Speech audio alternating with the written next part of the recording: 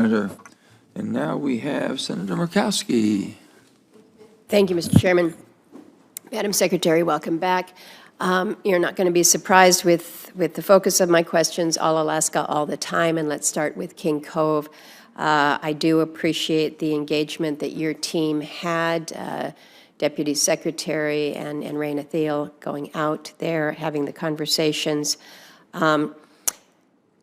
So recognizing that there has been some time that has elapsed now on these discussions, and your previous commitment directly to me and to Deputy Secretary Boudreau's commitment that you will work to help the people of King Cove achieve a land exchange as well as this life-saving road that we have been talking about to Cold Bay.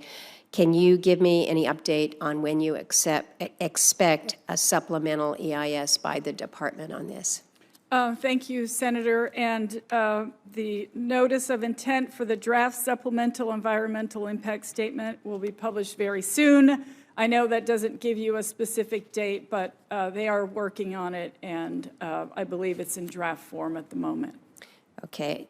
I think we have all recognized that the schedule that we have discussed is a very aggressive one, and so the priority in advancing and meeting these benchmarks, timeline benchmarks, if you will, is extraordinarily important. And so I would just ask again that there be an imperative on moving as quickly, efficiently, but also thoroughly.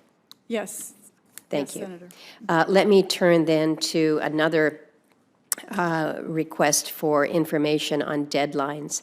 And this relates to the Ambler Access Project. A couple months ago, I asked the BLM State Director for a concrete timeline to complete the additional analysis that was requested in that voluntary remand. Do you have a timeline for me that you can provide this morning?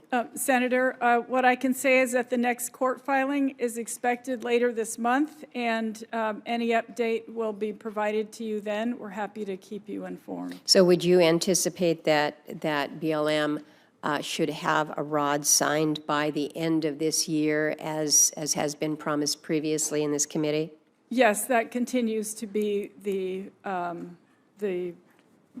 ROD by the end of 2023. That Good. Continues to be the plan. Okay, that's the plan. We would again like to hear your commitment that you will seek to remain firm with this commitment, because again, I think most people would acknowledge that a timeline to study and permit a gravel road project in Alaska doesn't need to extend past 7 years, and that's where we have been on this project. Another issue that is, of course, very, very familiar to you is the BLM BIA conveyance and our Alaska Native veteran allotments issue. We had a chance to speak about this in Interior Appropriations, but I continue to remain concerned that the agencies don't have the capacity to meet the task, getting these allotment applications completed before the program expires in end of December 2025. I want to make sure that they've got the resources that they need. We got $4.9 million in Interior last year. I'm glad that the budget request continues that, but given the resources that you now have, what's the timeline for ensuring that all these applicants will have their applications processed within the deadline that we established under the Dingell Act? Senator, thank you very much for the question. And of course, you know this is a priority for us. We appreciate your support on the $5 million so that BLM can continue its work. I mean, we're making progress, and I have to believe that as we move forward, like the first few, yes, they took a long time, but we should get a process down, and it will move more quickly. The Department of Veterans Affairs is helping us to locate veterans that we haven't yet had a chance to locate because of their contact information is not correct. And so currently there are in process 266 applications have been received. There are 95 in the survey process currently. We've issued 8 certificates already, and we're working with Veterans Affairs to get the contact information for 371 eligible veterans. Well, there's some 2,900 veterans that we're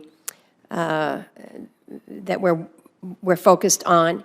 I think you recognize that the number that is out there versus the number that have actually received their full allotments, it just doesn't measure up. And as we all know, our veterans are aging and passing, and so making sure that, again, there is an imperative to this. And my voice is calm, but you know, and I hope you feel it in your heart, that this is one where we have failed our veterans. And it's not just this administration that has made multiple promises, it's other administrations before, and we have failed our veterans in being able to keep this commitment to them. And so every day is important. Every dollar that we send this direction to get these agencies moving on this is important. And so I keep asking it, we keep pressing it as a delegation, we keep hearing commitments, but we need to get these veterans their due. Thank you, Mr. Chairman. Thank you. And